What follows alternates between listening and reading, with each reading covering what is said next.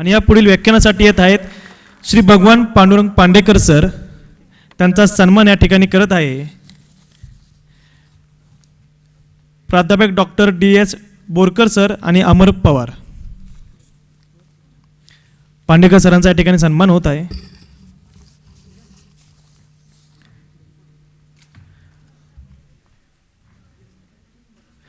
Shri Shivaji Maratha high school शुक्रवार पेठ येथे या ठिकाणी सरांचं शिक्षण झालं. अनेक कार्यक्रमात सरांनी सहभाग घेतला. 19 जून 2014 रोजी बालेवाडी पुणे येथे महाराष्ट्र शासन शिक्षण शालेय शिक्षण व क्रीडा विभाग असा कार्यक्रम झाला होता आणि त्यामुळे सरांनी आवर्जून सहभाग घेतला होता. सरांचं व्यवसाय मार्गदर्शन संस्थेमध्ये पण सरांनी अनेक ठिकाणी मार्गदर्शन केलेलं आहे. अनेक ठिकाणी चर्चासत्रामध्ये सहभाग आहे. त्यामुळे आता मी सरांना विनंती करतो की आपण आमच्या विद्यार्थ्यांना मार्गदर्शन करावे. कौशल्य विकास यावरती सर अनेक विद्यार्थ्यांना मार्गदर्शन करतील.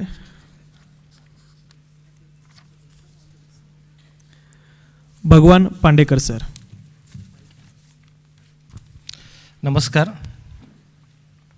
राजश्री शाहू महाराज स्मृती शताब्दीनिमित्त शिवसह्याद्री चॅरिटेबल फाउंडेशन पुणेतर्फे वेद भविष्याचा इयत्ता 10वी 12वी नंतर पुढे काय या कार्यक्रमाचं आयोजन केलं. त्याबद्दल मी त्यांचे संयोजक आणि अध्यक्ष आदरणीय कोंढरे सर, त्याचबरोबर मला ज्यांनी निमंत्रणासाठी फोन केला होता बोरकर सर, त्याच्यानंतर विक्रमसिंग सर आणि त्यांची संपूर्ण टीम यांचे मी मनस्वी धन्यवाद देतो. वेळ फार अत्यंत कमी आहे. विद्यार्थी मित्रांनो आणि पालक माझे सहकारी सर्व यांना प्रथम नमस्कार. 10वी 12वी नंतर नेमकं काय असा अनेक प्रश्न विद्यार्थ्यांच्या मनामध्ये पडलेला असतो. त्याच्यामध्येच अनेक व्याख्याने तुम्हाला या ठिकाणी संपन्न झालेली आहेत. आज या ठिकाणी मला जो विषय दिलेला आहे कौशल्य विकास, तर माझी स्लाईड या ठिकाणी PPT प्रेझेंटेशन होत आहे, आपणास ते समोर दिसेलच. कौशल्य विकास म्हणजे नेमकं काय, कौशल्य विकास का, कौशल्य विकास कोणासाठी, कौशल्य विकास कशासाठी, कौशल्य विकास कधी केव्हा, असे अनेक प्रश्न तुमच्या मनामध्ये हे निर्माण झाले असतील. हे जेव्हा प्रश्न मनामध्ये निर्माण होतील त्यावेळेस तुमच्या मनातून त्या प्रश्नांची उत्तरं कदाचित आजच्या व्याख्यानातून मिळतील किंवा तुम्हाला स्वतःहूनच त्या प्रश्नांची उत्तरं शोधावी लागतील. तर या ठिकाणी आपण पाहूया की कौशल्य विकासामध्ये नेमकं कोणकोणत्या गोष्टींचा समावेश आहे. स्लाईड रन होती का? ठीक आहे. विद्यार्थी मित्रांनो, मी आणि माझं करिअर हे निवड करत असताना आपल्याला आवड, छंद, क्षमता, स्वप्न, नोकरी आणि संधी या गोष्टींचा विचार करून आपल्याला एक छोटंसं करिअर त्या ठिकाणी यशस्वी करायचं असतं. मग आपल्याकडे आवड कशी आहे, कोणत्या प्रकारची आहे, आपण आत्तापर्यंत छंद कोणते जोपासलेले आहेत, क्षमता कोणकोणत्या प्रकारच्या आहेत, स्वप्न कोणती ठेवलेली आहेत. काही स्वप्न आपली सगळीच पूर्ण होतीलच असं नाही, परंतु ती स्वप्न पूर्ण करण्यासाठी आपण वेगवेगळे प्रयत्न करत आहात. छोटी छोटी उद्दिष्ट तुम्ही ठेवली असतील आणि तुमचं गोल सेट करत असतात. मग कौशल्य विकासामध्ये गोल सेटिंग, तुमचं थिंकिंग, तुमचं विचार प्रक्रिया ही कशा प्रकारे आहे किंवा त्याच्यामध्ये वेळेचं व्यवस्थापन तुम्ही कसं करताय, या सगळ्या गोष्टींचा विचार तुम्ही केला पाहिजे आणि त्याच्यानंतर तुम्ही करिअरपर्यंत सहजपणे पोहोचू शकता. नेक्स्ट. विद्यार्थी मित्रांनो, कौशल्य विकास, रोजगार आणि उद्योजकता यांच्या संदर्भामध्ये कौशल्य विकास व उद्योजकता विभाग आपल्याकडे महाराष्ट्र शासनाचा आहे. याच्यामध्ये प्रशिक्षण शाखा आहे, रोजगार शाखा आहे आणि उद्योजकता शाखा आहे. या शासनाच्या वेबसाईटवर गेलात तर तुम्हाला त्याच्यातून तिथेही माहिती तुम्हाला सहजपणे मिळू शकते. याच्यामध्ये व्यवसाय शिक्षण प्रशिक्षण संचालनालय DVET आहे, महाराष्ट्र राज्य व्यवसाय शिक्षण मंडळ MSVBB आहे, त्याच्यानंतर महाराष्ट्र व्यवसाय शिक्षण परिषद MSCVT आहे, महाराष्ट्र राज्य कौशल्य विकास सोसायटी MSSBS आहे. ह्या सगळ्या प्रशिक्षण शाखा आहेत आणि यांच्या अंडर वेगवेगळ्या छोट्या छोट्या इन्स्टिट्यूटमधून आपल्याला कौशल्य विकासाच्या संदर्भामधले प्रशिक्षणही मिळत असतात. रोजगार शाखा आहे, रोजगार शाखामध्येच आपल्याला कौशल्य विकास, रोजगार व उद्योजकता आयुक्तालय यांच्यामार्फतसुद्धा आपल्याला रोजगाराच्या शाखांची विषयी माहिती या शासनाच्या पोर्टलवरून आपल्याला मिळू शकते. त्याचबरोबर उद्योजकता शाखा आहे. याच्यामध्ये ज्यांना एखादा बिझनेस करायचा आहे त्याच्यासाठी काही बीज भांडवल आपल्याला कशाप्रकारे शासनाकडनं मिळू शकेल किंवा मदत कशी मिळू शकेल, यासाठी अण्णासाहेब पाटील आर्थिक मागास विकास महामंडळ यांच्याकडनं आपल्याला मदत होते. त्याचबरोबर महाराष्ट्र राज्य नाविन्यता सोसायटी आहे, यांच्याकडनं वेगवेगळे उपक्रम राबवले जातात.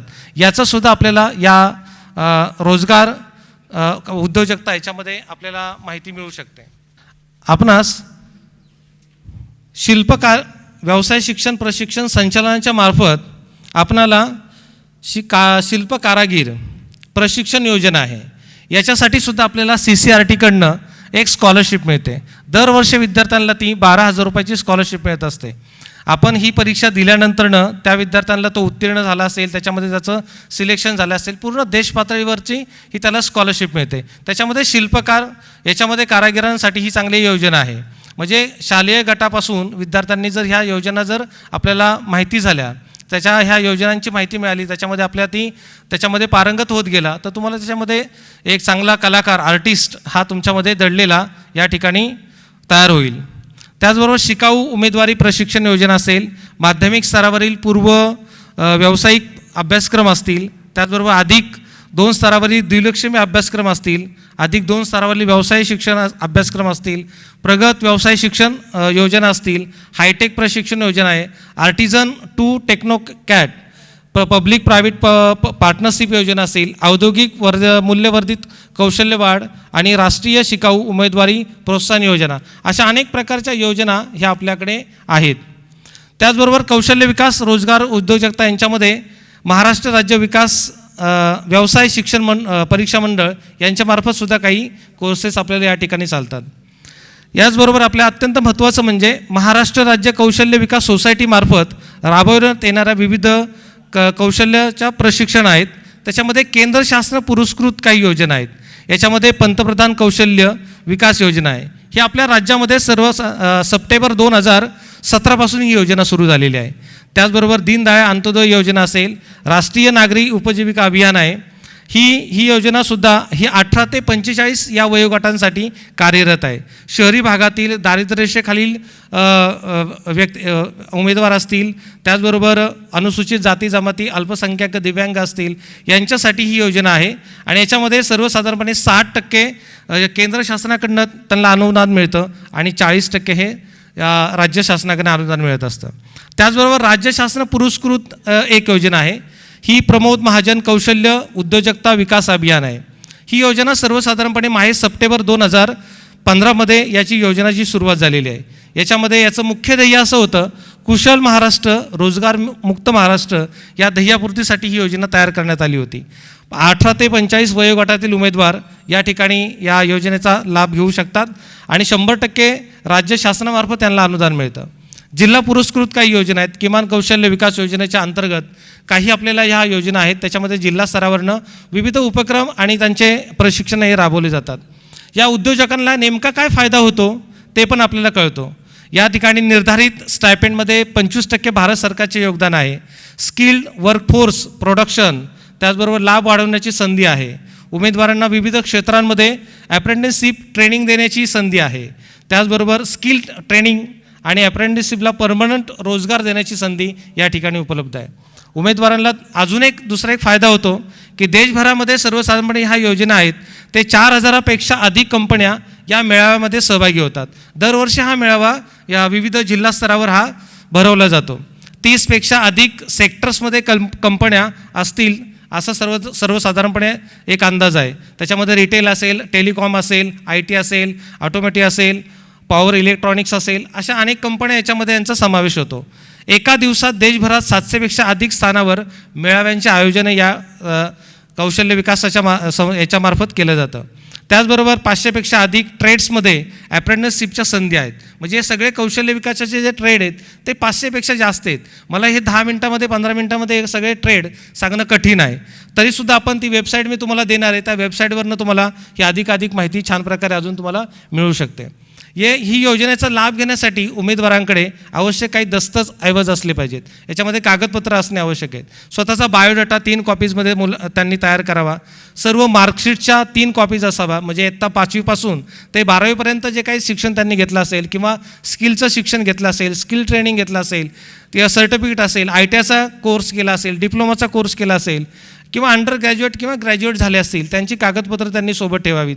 त्याचबरोबर 3 पासपोर्ट साईजचे फोटो, ओळखपत्र, ड्रायव्हिंग लायसन वगैरे इत्यादी डॉक्युमेंट आपण तयार करून ठेवले तर आपल्या या योजनांचा लाभ घेण्यासाठी आपली तयारी होऊन जाते. सर्वसाधारणपणे आपल्याला शासकीय औद्योगिक प्रशिक्षण संस्था औंध या ठिकाणी सर्वसाधारण आपल्याला 1473 सीट्स जागा उपलब्ध आहेत पुण्यातल्या याच्यामध्ये एकूण जे कोर्सेस आहेत ते खूप कोर्सेस आहेत. त्याच्यामध्ये अल्पमुदतीचे कोर्सेस असतील, तीन वर्ष मुदतीचे इंजिनिअरिंगचे कोर्सेस आहेत, एकूण 3 कोर्सेस आहेत. ते सगळे 10वी नंतरचे कोर्सेस आहेत. त्या कोर्सेसची नावं आता मी सांगत नाहीत. त्याचबरोबर 2 वर्ष मुदतीचे अभियांत्रिकी व्यवसायाचे काही कोर्सेस आहेत. त्याच्यामध्ये मेकॅनिकल इलेक्ट्रॉनिक्स असेल, आरेखन असेल, विजयतंत्री असेल, त्या अनेक असे कोर्सेस आहेत. त्याच्यामध्ये हे सुद्धा 2 वर्ष मुदतीचे 10वी नंतरचे कोर्सेस आहेत. त्याचबरोबर काही 1 वर्ष मुदतीचे सुद्धा छोटे छोटे अभियांत्रिकी व्यवसाय आहेत. याच्यामध्ये centre of the excellence, automobile sector असेल, यांत्रिक डिझेल असेल, प्लास्टिक प्रोसेसर ऑपरेटर असेल, हे छोटे छोटे कोर्सेस आहेत. ते 1 वर्ष मुदतीचे आहेत. हे सगळे 10वी नंतरचे कोर्सेस आहेत. त्याचबरोबर 1 वर्ष मुदतीचे सुद्धा अभियांत्रिकीचे व्यवसाय आहेत. त्याच्यामध्ये फोटोग्राफीसुद्धा ही छान ही कला आहे. माझा एक विद्यार्थी आहे आणि तो विद्यार्थी शाळा सोडला होता. त्यांनी 8वीला शाळेतून तो येत नव्हता. त्याला एक फोटोग्राफी करायची होती आणि आईवडिलांकडे तो आग्रह धरला होता. आईवडिलांनी त्याला नकार दिला. त्याच्यानंतर तो त्याच्या मित्राकडे हळूहळू ती फोटोग्राफी शिकला आणि त्याच्यानंतर 10वी झाल्यानंतर त्यांनी फोटोग्राफीचा स्टुडिओ टाकला आणि त्याच्यानंतर त्याची जी फोटोग्राफी होती ती सर्व प्रसिद्ध झाली. तो दौंड तालुक्यामधला आहे. म्हणजे इतकी फोटोग्राफीला मुलं एकदा का मोटिवेट झाली किंवा त्याच्याला डिजिटलायझेशन हे सगळं कळलं की आज समजा आपली या कार्यक्रमाची एक ॲडव्हर्टाईज केली. त्याच्यामध्ये ॲडव्हर्टाईजसुद्धा ही डिजिटल प्लॅटफॉर्म आहे, ही फोटोग्राफीच आहे. मग याचं सगळं स्किल जर त्या चांगल्या कामगाराकडे असेल, त्या कुशल कारागिराकडे असेल तर तो एक्सपर्ट राहणार आहे आणि त्याला तेवढं मूल्यसुद्धा, त्याला मानधनसुद्धा त्याच पटीने मिळणार आहे. म्हणजे याच्यामध्ये कौशल्य विकासामध्ये तो कारागीर आणि तो कुशल असला पाहिजे. म्हणजेच कौशल भारत कुशल भारत या ठिकाणी अशा प्रकारचं एक स्लोगन पण आहे. त्याचबरोबर आपल्याला 1 वर्ष मुदतीचे काही अभियांत्रिकीचे कोर्सेस आहेत. नळ कारागीर असेल, सुतारकाम करणारा असेल, मेसन म्हणजे बांधकाम कारागीर असेल त्याच्यामध्ये. तर आतासुद्धा नळ कारागीरसुद्धा एखादं आता फ्लॅट सिस्टीम आहे, बंगलो सिस्टीम आहे, शहरामध्ये त्यांना चांगल्या प्रकारे काम आहे. ते व्हिजिटिंगचे कमीत कमी 100 ते 200 रुपये घेतात कमीत कमी. आणि एखादा जर एक्सपर्ट असेल ना तो आल्यानंतर सांगतो की मी हे सगळं काम करून देणार, अगोदर तुमचे ह्याचे 500 रुपये होतील, माझे व्हिजिटचे 500 रुपये आहेत. म्हणजे त्या ठिकाणी आता समजा जागोर कंपनी असेल, कोणती कंपनी असेल जी स्टँडर्ड कंपनी आहेत, त्यांचे येणारे हे तेवढे स्टँडर्ड रेट घेतात. कारण त्यांच्याकडे ते कुशल कामगार आणि त्याच्यामध्ये कौशल्यता त्यांच्याकडे असते आणि त्याच्यामुळे त्या कंपनीने सुद्धा ते कामगार ठेवलेले असतात ते आणि त्यांना पगारसुद्धा त्याच पटीने दिलेले असतात. तर अशा प्रकारे आपल्याकडे आपण जे स्किल घेणार आहात ते स्किल चांगल्या प्रकारे असणे गरजेचं आहे. त्याचबरोबर आपल्याला पुढचे जे आहेत काही 1 वर्ष मुदतीचे काही कोर्सेस आहेत. कटिंग, टेक्स्टाईलमधले पण असतील काही. 1 वर्ष मुदतीचे काही बिगर अभियांत्रिकीचे काही कोर्सेस असतील, कॉम्प्युटरचे असतील, लघुलेखन असेल किंवा मराठी लघुलेखन असेल, टायपिंग असेल, ते सगळे कोर्सेस आहेत. स्किल डेव्हलपमेंटमध्ये सुद्धा 11वी 12वी व्होकेशनलचे काही कोर्सेस आहेत. नेक्स्ट व्होकेशनलचे काही कोर्सेस आहेत. त्याच्यामध्ये ते कोर्सेस कोणकोणते ते पण आपण पाहूया. याच्यामध्ये HSC व्होकेशनल म्हणजे इंजिनिअरिंग असेल, कॉमर्स असेल, ॲग्रिकल्चर असेल, टुरिझम, ट्रॅव्हल अँड टुरिझम असेल, पॅरामेडिकल असेल, हे सगळे कोर्सेस आपल्याला त्याच्यामध्ये येत असतात. तर याच्यामध्ये ह्या सगळ्या कोर्सेसमध्ये पहिला जो पार्ट आहे इंजिनिअरिंग अँड टेक्नॉलॉजी. मग electrical, electronics, computer, mechanical, automobile, construction हे सगळे कोर्सेस हे 10वी नंतर आहेत आणि त्याच्यामध्ये आपल्याला 11वीला प्रवेश त्या विद्यार्थ्यांना मिळतो आणि त्यांचं ते 12वी इक्विव्हॅलंट हा कोर्स आहे. ते नंतरसुद्धा ते BComला पण विद्यार्थी जाऊ शकतात, BAला पण जाऊ शकतात. परंतु त्यांच्याकडे काहीतरी स्किल येतं आणि त्या स्किलच्या जोरावर स्वतःचा व्यवसाय करू शकतात किंवा इतर ठिकाणी ते काम करू शकतात कंपन्यांमध्ये सुद्धा. त्याचबरोबर दुसरा जो 12वी व्होकेशनलचा टेक्निकलचा बिझनेस अँड कॉमर्स. याच्यामध्ये sales, marketing, accounting, audit, retail management, banking हे सगळे क्षेत्र त्याच्यामध्ये आपल्याला आलेले आहेत. हे सुद्धा जे सेल्स आणि मार्केटिंगचे आहेत ते बोलण्यामध्ये त्यांचं कम्युनिकेशन स्किल हे चांगलं असलं पाहिजे, प्रेझेंटेशन स्किल हे चांगलं असलं पाहिजे. त्यावेळेस ते सेल्समध्ये चांगल्या प्रकारे टिकून राहणार आहेत. तर व्होकेशनलमध्येच अजून ॲग्रिकल्चर आहे. ॲग्रिकल्चर, हॉर्टिकल्चर, फिशरीज हे सगळे कोर्सेस आहेत. त्याचबरोबर ट्रॅव्हल अँड टुरिझमचा एक कोर्सेस आहेत. ट्रॅव्हल अँड टुरिझममध्ये सुद्धा आपल्याकडे हे कोर्सेस चांगल्या प्रकारे चालतात. अनेक विद्यार्थीसुद्धा, आता मी ज्या ठिकाणी काम करतो तिथे आमच्याकडे ट्रॅव्हल अँड टुरिझमचा कोर्स आहे. तर ते विद्यार्थी नंतर केसरी वगैरे जे विना टूर्स अँड ट्रॅव्हल्स वगैरे तिकडे ते काम करतात विद्यार्थी. अशा प्रकारे त्यांचं स्किल चांगल्या प्रकारे डेव्हलप झाल्यानंतरनं ते त्या ठिकाणी नोकरी पण मिळतात आणि कालांतराने ते टूर्स पण घेऊन जातात. आत्ताच मगाशी मेडिकलच्या संदर्भात काही पॅरामेडिकलचे कोर्सेसचा सुद्धा उल्लेख केला की या ठिकाणी हे काही कोर्सेस आहेत. एक्सरे टेक्निशियन असेल, लॅबोरेटरी टेक्निशियन असेल, हे सगळे स्किलचे कोर्सेस आहेत. हे विद्यार्थ्यांनी जर केले तर आपल्या स्वतःच्या पायावर हे उभे राहू शकतात. त्याचबरोबर पुढे काही कोर्सेस आपल्याला कौशल्य विकास, रोजगार, उद्योजकता आणि आयुक्तालय यांच्यामार्फत आपल्याला ही जी लिस्ट आहे 132 कोर्सेस आहेत. 132 सेक्टर आहेत. कोर्सेस म्हणण्यापेक्षा सेक्टर आहे आणि प्रत्येक सेक्टरमध्ये त्याच्या 9 पेक्षा अधिक कोर्सेस एका सेक्टरमध्ये दिले आहेत. फक्त एरोस्पेस आणि एव्हिएशन घेतलं तर आपण विमानतळ जरी घेतलं किंवा त्या ठिकाणी या क्षेत्राचं जरी निवड केली तर त्याच्यामध्ये वेगवेगळ्या प्रकारची लोकं लागतात. म्हणजे काही कुशल टेक्निशियन पण लागतात आणि नॉन टेक्निशियन पण लागतात. सगळ्या प्रकारचा समावेश या ठिकाणी आपल्याला केलेला आहे. या सगळ्यांचा विचार करून आपण योग्य ते त्या कोर्सेसला ही निवड करू शकता. मी वेळेचं थोडंसं भान निरोप आल्यामुळे मी थोडंसं आवर्त घेतो आणि याची PDF मात्र मी यांना पाठवून देईल आणि त्याच्यातून आपण ह्या सगळ्या योजना ह्या पाहू शकता.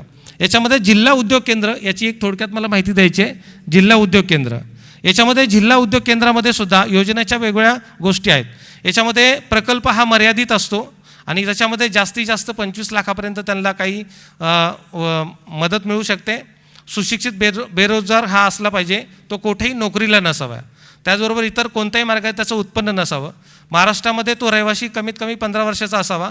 आदिवासी बेरोजगारांना शिक्षणाची अट नाही. म्हणजे सर्वसाधारणपणे ह्या योजनेच्या अटी आहेत. जिल्हा उद्योग केंद्राच्या मार्फत राबवलेल्या सुशिक्षित बेरोजगार बीज भांडवल योजना आहेत. पात्रता काय 7वी पास आहे आणि वयोमर्यादा 18 ते 45 आहे आणि 17 लाखापेक्षा प्रकल्प कमी असल्यास सर्वसाधारण प्रवर्गास 15% आणि इतर प्रवर्गास 20% बीज भांडवल हे दिलं जातं. त्याचबरोबर कर्ज प्रकरणासाठी लागणारी काही कागदपत्र आहेत, जशी मी तुम्हाला मगाशी सांगितली. याच्यामध्ये शैक्षणिक दाखले आहेत, त्यांचे सेवायोजन कार्यालयाकडे त्यांनी नोंदणी केली असली पाहिजे, कार्ड असलं पाहिजे, रेशन कार्ड असलं पाहिजे.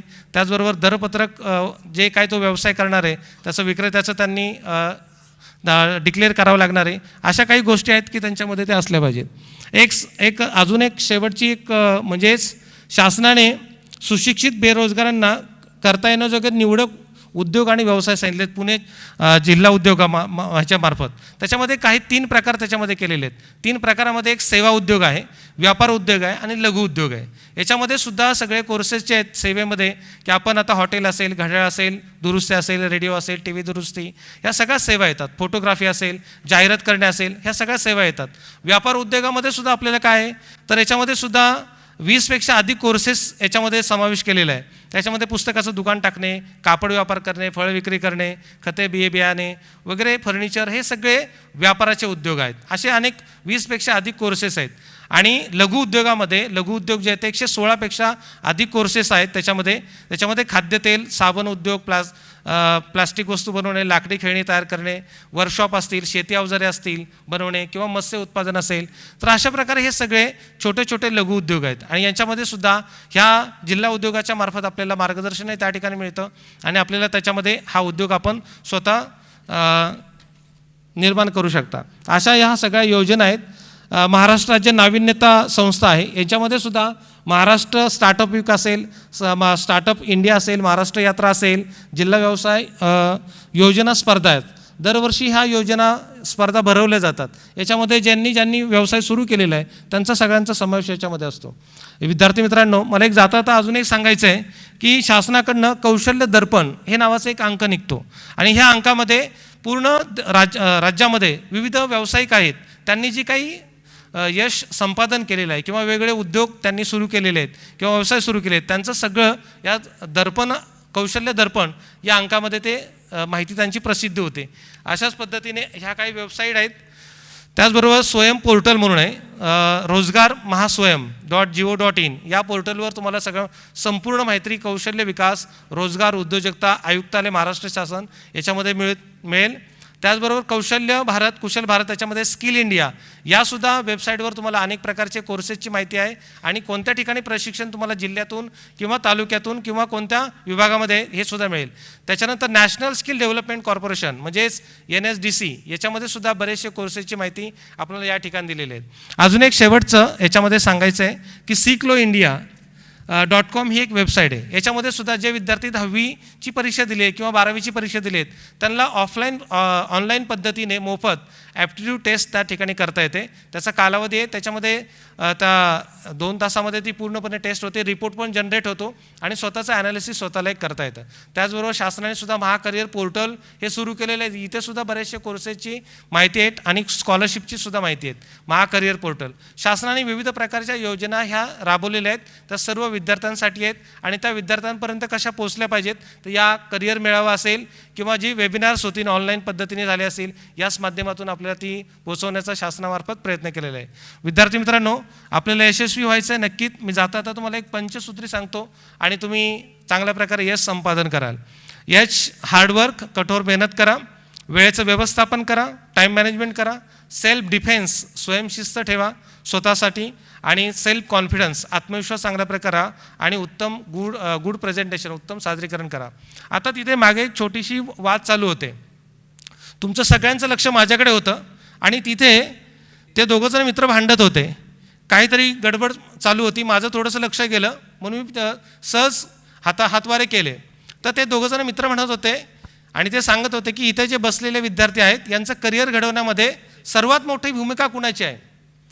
एका मित्राचं नाव, एक मित्र म्हणत होता की ह्या मुलांचं करिअर घडवण्यामध्ये सर्वात श्रेष्ठ मी आहे. दुसरा मित्र म्हणत होता की हा खोटं बोलतोय सर, ह्या मुलांचं करिअर घडवण्यामध्ये सर्वात श्रेष्ठ मी आहे. त्यापैकी एकाचं नाव होतं सत्य आणि एकाचं नाव होतं स्वप्न.